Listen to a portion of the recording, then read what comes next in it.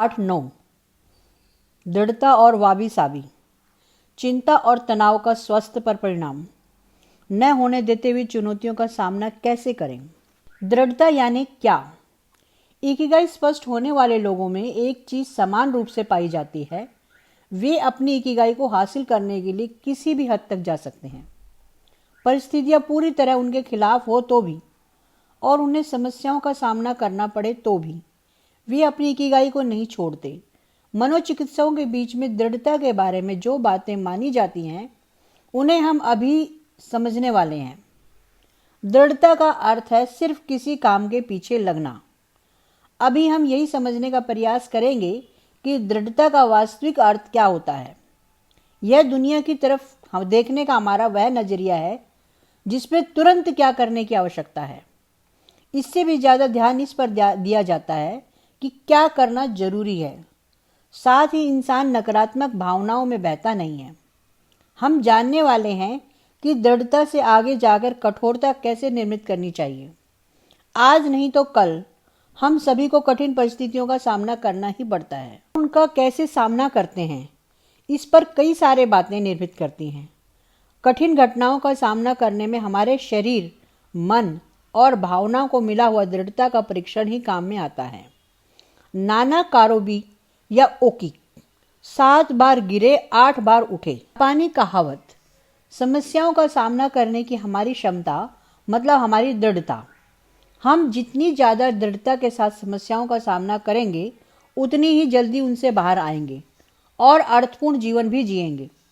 दृढ़ लोगों को यह पक्का होता है कि कभी भी निराशा का शिकार न करें होते हुए भी हमेशा अपने लक्ष्य पर ध्यान केंद्रित करना जीना चाहिए। उनकी दृढ़ता ही उनकी शक्ति होती है। सामने आई परिस्थिति का सामना करके उसमें से कैसे राह निकलनी है उन्हें पक्का मत पता हो। जिन बातों पर उनका नियंत्रण होता है उन पर वे अपना ध्यान केंद्रित करते हैं और जो चीज़ें उनके नियंत्रण में नहीं होती है उनकी चिंता करना वे छोड़ देते हैं। रेनहोल्ड निम्बू की शांति के लिए रची हुई निम्नलिखित प्रार्थना काफ़ी मशहूर है। हे भगवान, जिन चीज़ों को हम नहीं बदल सकते उनका स्वीकार करने की हमें शक्ति देना। जिन चीज़ों को बदलना चाहिए उन्हें बदलने का साहस दो और ऊपर दी गई दोनों चीज़ों का अंत पहचानने की समझ देना। भागने का कोई अर्थ नहीं है। सद्गुणी इंसान का उद्देश्य होता है निश्चल और स्थिरता अवस्था प्राप्त करता है, यानी ऐसी अवस्था जिसमें क्रोध, लोभ, भय, चिंता जैसी भावनाएं नहीं होती। सिर्फ आनंद, प्रेम, शांति और धन्यवाद के भाव होते हैं। स्टोइक्स इस प्रकार के गुण प्राप्त करने के लिए नकारात्मक कल्पना चित्रों का प्रयोग करते हैं। वे ऐसी कल्पना करते हैं कि उनके पास जो भी सुविधाएं और साधन हैं वे छिन गए तो क्या होगा। इस प्रकार वे बुरे से बुरा क्या हो सकता है इसके बारे में पहले ही सोच कर रखते हैं और उस परिस्थिति का सामना करने की तैयारी करते हैं। नकारात्मक कल्पना करते वक्त हमें घटनाओं के बारे में सोचना होता है लेकिन उनकी चिंता नहीं करनी होती।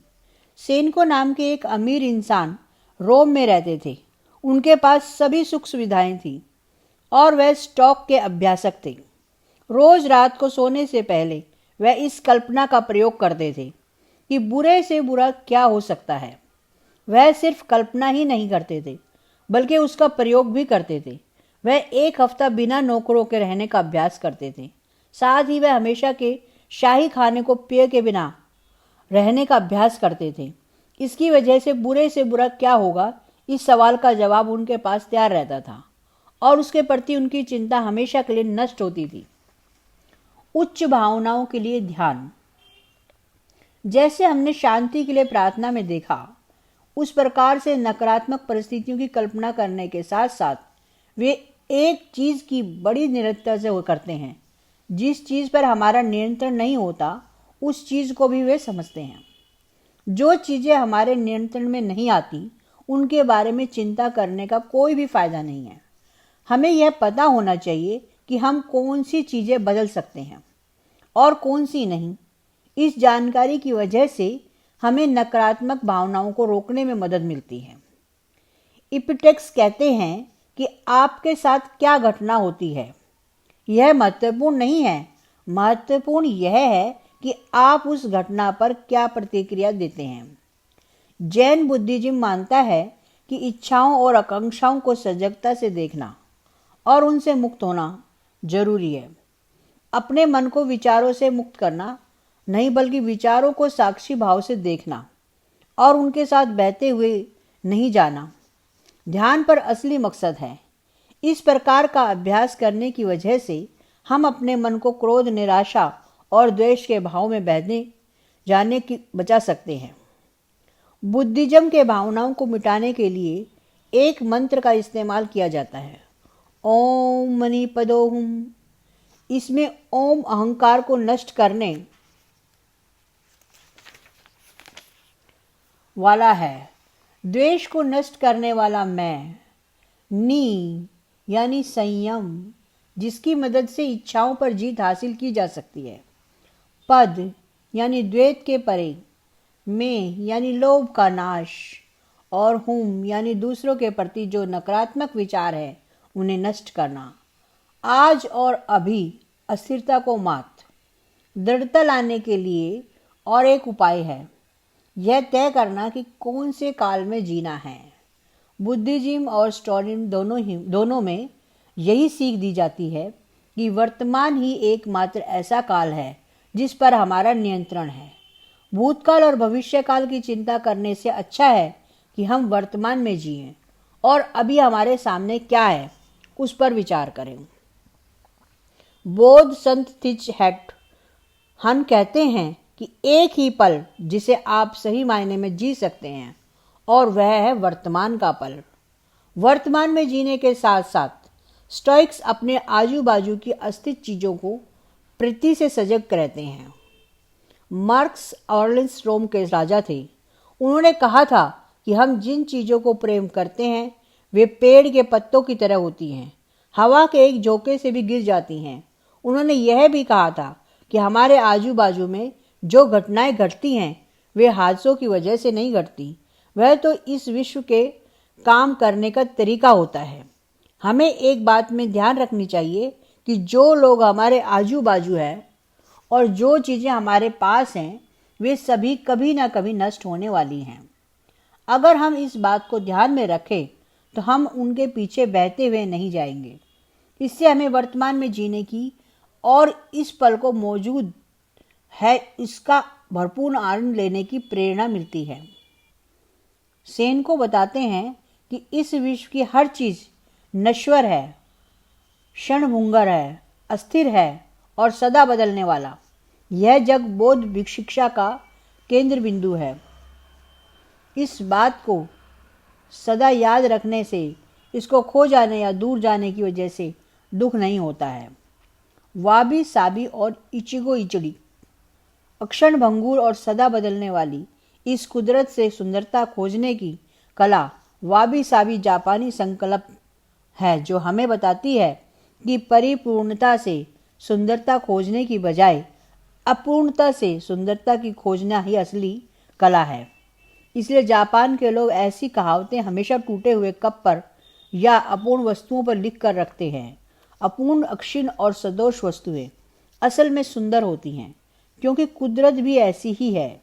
इसी कल्पना की पुष्टि करने वाली और एक जापानी संकल्पना है इचिगो इचिड़ी, जिसका अर्थ यह है वर्तमान का पल ही असली है और वह जाकर कभी भी वापस नहीं आता है। इस पंक्ति का हर सामाजिक सम्मेलन, समारोह और कार्यक्रमों में जानबूझकर जिक्र किया जाता है। एक दूसरे को याद दिलाया जाता है कि भूतकाल की समस्याओं में न खोते हुए वर्तमान के पल को खुशी से जीना है।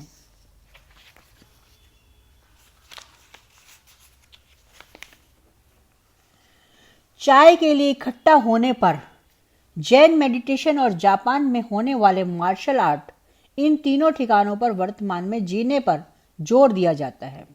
पश्चिमी देशों में हमें पहले से ही पक्की इमारतें और सैकड़ों साल पुरानी ऐतिहासिक चीज़ों को देखकर ऐसा लगता है कि कुछ भी नहीं बदला, और रोमन आर्किटेक्ट ग्रेसो अपनी असाधारण कारीगरी के लिए जाने जाते हैं। उनकी बनाई दो चीज़ों से समानता, कुशलता और एक जैसा दिखना और साथ ही उनका सालों साल वैसे ही का वैसा रहना, इन सभी बातों के लिए वे पहचाने जाते हैं। जापानी आर्किटेक्ट कभी भी सर्वोत्तम के आग्रही नहीं होते। वे चैतन्य व वाबी साबी की संकल्पना पर काम करते हैं। वहाँ की बड़ी बड़ी इमारतें भी लकड़ी से बनी हुई होती हैं। उन्हें इमारत बनाते वक्त ही पक्का होता है कि हमें इन्हें हमेशा के लिए नहीं बनाना है और हमारी अगली पीढ़ी को इन पर दोबारा काम करने का मौका मिलने वाला है। जापानी संस्कृति ने स्वीकारा है कि इंसान का जीवन और उसकी बनाई हुई चीजें दोनों क्षणभंगुर हैं। द ग्रेट श्रिंड ऑफ इस हर बार 20 साल बाद दोबारा बांधा जाता है। उसके पीछे का मकसद यह नहीं होता कि पीढ़ी दर पीढ़ी वास्तु वैसा ही रहे, बल्कि परंपरा और संस्कृति को संभालना उसका मुख्य उद्देश्य होता है। पीढ़ी दर पीढ़ी टिकने वाली वस्तुओं से भी इंसान की बनाई हुई कुछ समय टिकने वाली चीजें ज्यादा प्रभावी होती हैं। हमें एक बात को स्वीकार करना होगा कि कुछ चीजों पर हमारा कोई नियंत्रण नहीं होता, जैसे कि आगे बढ़ने वाला समय और हमारे आजू बाजू की क्षणभंगुर चीजें। इचिगो इची हमें वर्तमान में रहने और सामने आए हुए पल को खुशी से जीने की प्रेरणा देती है, जिसकी वजह से हमें इकिगाई ढूंढने और उसके अनुसार काम करने में मदद मिलती है। वाबी साबी हमें अपूर्णता में भी विकास का मौका खोजने में मदद करती है। लचीलेपन के परे कठोरता। एक पौराणिक कथा में ऐसा बताया गया है कि हर्स्क्युलस ने जब हाइड्रा नामक राक्षस का सिर धड़ से अलग किया तो वहां पर एक की जगह 2 सिर तैयार हो गए। उसे समझ में आया कि हम इस राक्षस को कभी भी मारकर खत्म नहीं कर सकते। नासिम नौकलस्या की कथाओं में कठोरता के प्रति स्पष्टीकरण दिया गया है। कठोरता का अर्थ है विकृतियों से निर्मित होने वाली चीजें। बताया गया है हमारी जैविक की परिभाषा के अनुसार ऐसे प्राणी, मनुष्य, पेड़ और वस्तु जिन्हें हानि पहुंचाने के बाद वे कमजोर होती हैं, जैविक कहलाती हैं। जो प्रतिक्रिया करते हैं और समस्या में भी टिके रहते हैं, उन्हें दृढ़ और कठोर कहते हैं। लेकिन जिन चीजों को कुछ हद तक हानि पहुंचाने के बाद वे फिर से उभर कर आती हैं, तो उन्हें प्रतिजैविक कहते हैं। हाइड्रा के पास एक अनोखी शक्ति थी। कथा में ऐसा बताया गया है कि जब जब उस पर हमला होता था, वह और उभर कर आता था और नई ऊंचाई प्राप्त करता था। दृढ़ यानी वह जो कठोर होता है और समस्या आने पर फिर से उभर कर आता है और अपने मूल स्थान पर लौटता है। प्रतिजैविक यानी ऐसा जीव जिस पर हमला होने के बाद वह पहले की तुलना में और ज्यादा प्रतिभावान होकर उभरता है। कुछ विशेष परिस्थितियों में और आपत्तियों में प्रतिजैविकता देखने को मिलती है। सन 2011 में जापान के तोहोकू इलाके में सुनामी आई और फुकुशिमा जैसे सागरी किनारे के कई सारे गांवों का बड़े पैमाने पर नुकसान हो गया। हमने करीबन 2 साल के बाद जब उस जगह का दौरा किया तो हमें सड़क के दोनों ओर कई निर्जीव गांव दिखे। वहां के रास्ते जैसे गायब हो गए थे, घर खाली पड़े थे और वहां पर गाड़ियां भी नहीं थी। वहां के पेट्रोल पंप खाली थे और रेलवे स्टेशन बंद थे। सरकार इन गांवों को भूल गई थी, इसलिए इन गांवों का विकास होना असंभव था। इशिनोमाकी और केशुनुमा का भी बड़ा नुकसान हुआ था, लेकिन कुछ ही सालों में वे फिर से अपने पुराने स्तर पर आ गए। फिर से अपने पहले स्तर पर आने वाली इशिनोमाकी और केशुनुमा इन 2 गांवों में अपनी कठोरता सिद्ध की। जिस भूकंप की वजह से सुनामी आई थी, उसका सबसे बड़ा झटका फुकुशिमा न्यूक्लियर प्लांट को लगा था। टोक्यो इलेक्ट्रॉनिक पावर कंपनी को भी बड़ा झटका लगा। यह कंपनी और वहां के इंजीनियर इस झटके से कभी भी उभर कर नहीं आए। अगले 10 साल तक उस कंपनी के उभरने की कोई संभावना दिखाई नहीं देती। इस विपत्ति में यही बात सामने आई कि वह कंपनी कितनी कमजोर है। भूकंप के बाद कुछ ही समय में जापानी स्टॉक मार्केट बंद हो गया। उसके बाद कौन सी कंपनियों ने शेयर बढ़े होंगे? जाहिर सी बात है कि जो कंपनियां कंस्ट्रक्शन के क्षेत्र में थी जिन्हें इन गांवों के पुनर्निर्माण का काम मिलने वाला था, वही कंपनियां और उनके शेयर्स आगे बढ़े। उन कंपनियों ने प्रतिजैविक होने का सबूत दिया क्योंकि उन कंपनियों ने समस्या में पहले से बड़ी छलांग लगाई। अब इस संकल्पना का हम अपने रोज के जीवन में कैसे फायदा ले सकते हैं, इससे समझते हैं। नंबर 1, एक ही स्रोत पर निर्भर ना रहें। आप कभी भी एक ही स्रोत पर निर्भर ना रहें। अपने वर्तमान कुशलता के साथ और भी कलाएं सीखें। इससे होगा यह कि अगर कभी परिस्थिति या आधुनिक खोज की वजह से आपके मुख्य काम में कोई दुविधा आ गई या वह काम इतना फायदेमंद न रहा, तो आप दूसरे विकल्प के बारे में सोच सकते हैं। हमने ओगिमी में जिन जिन लोगों से बात की, उनमें से हर एक के पास पैसे कमाने के एक से ज़्यादा मार्ग उपलब्ध थे। वे अपनी बनाई चीज़ें तो बाजार में बेचते ही थे, साथ ही अपने बगीचे में उगाई सब्जियां भी बेच लेते थे। इस कहावत को सदा याद रखें, अपने सभी अंडे एक ही बक्से में न डालें। शायद आपको ऐसा लगता होगा कि आपकी कला असाधारण है और आप बहुत महान काम कर रहे हैं, इसलिए आपको नई बातें सीखने की कोई आवश्यकता नहीं है। लेकिन समय के साथ ही कला पीछे जा सकती है। सदा नए नए गुण सीखने की वजह से आप किसी भी एक चीज पर निर्भर नहीं रहेंगे। लेकिन लोग खुद को संतुष्ट करते हैं और अपनी आराम सीमा को तोड़ने का कष्ट नहीं करते। नंबर 2, छोटे खतरों का सामना करें। अर्थव्यवस्था कैसे काम करती है, इसे समझने के बाद आपको इस बात को समझने में सहायता होगी। समझो, आपके पास 1 लाख रुपए हैं। आप उसमें से 90,000 रुपए फिक्स डिपॉजिट में रखते हैं और बचे हुए 10,000 रुपए 10 अलग अलग कंपनियों में निवेश करते हैं, हर कंपनी में 1,000 रुपए। अब मान लो कि उसमें से 3 कंपनियां पूर्ण रूप से विफल हो जाती हैं। आपके 3,000 रुपए डूब गए। 3 कंपनियों को थोड़ा नुकसान हुआ, जिससे आपको 1,000-2,000 रुपयों का नुकसान हो गया। 3 कंपनियों को थोड़ा फायदा हुआ, जिससे आपको 1,000-2,000 रुपए का फायदा हो गया। एक कंपनी इतनी बड़ी हो गई कि उनका शेयर 20 गुना बढ़ गया। आपको उस कंपनी से 20,000 रुपए मिले, यानी बाकी कंपनियों का नुकसान होने के बावजूद आपको फायदा हुआ। यानी आप भी हाइड्रा जैसे प्रतिजैविक हो गई। लेकिन प्रतिजैविक होने के लिए छोटे छोटे खतरों का सामना करने की तैयारी चाहिए। पेपर में आई किसी जानकारी को पकड़कर किसी कंपनी में 1 लाख रुपए निवेश करना बड़ा खतरा है।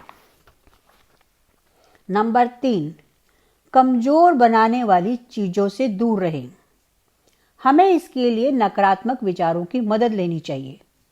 खुद से पूछें कि कौन सी चीज आपको कमजोर बना रही है। किन लोगों या आदतों की वजह से आपको खतरा महसूस हो रहा है। हम जब नए साल के लक्ष्य बनाते हैं तो बड़े बड़े लक्ष्य तैयार करते हैं, लेकिन ऐसा करने की बजाय यदि हम यकीन के साथ और सोच समझकर छोटे छोटे लक्ष्य निर्धारित करें तो ज़्यादा फायदा होगा।